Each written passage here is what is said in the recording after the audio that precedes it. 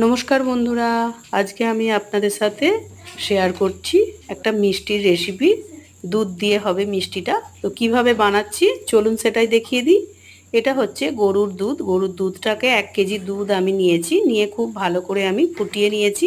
ফুটে বেশ কিছুটা কমে গেলে আমি দিয়ে দিয়েছি কয়েকটা এলাচ। এরপরে আমি দিয়ে দিচ্ছি চিনি আর কয়েকটা বাতাসা।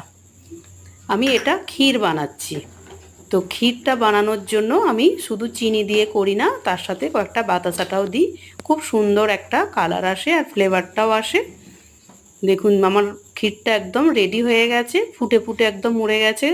দেখতেই পাচ্ছেন রেডি হয়ে গেছে এবং কালারটা খুব সুন্দর এসেছে।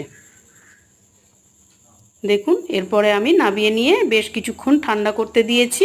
দেখুন একদম কথাতেই আছে জমে ক্ষীর ক্ষীর হয়ে গেছে রেডি। আর এটা সবচেয়ে ভালো হয় অনেকক্ষণ আগে বানিয়ে তারপরে যদি এটাকে একটু ঠান্ডা করে ফ্রিজে তুলে রাখা হয়, এর স্বাদটা আরোই ভালো হয়। দেখুন রেডি হয়ে গেছে।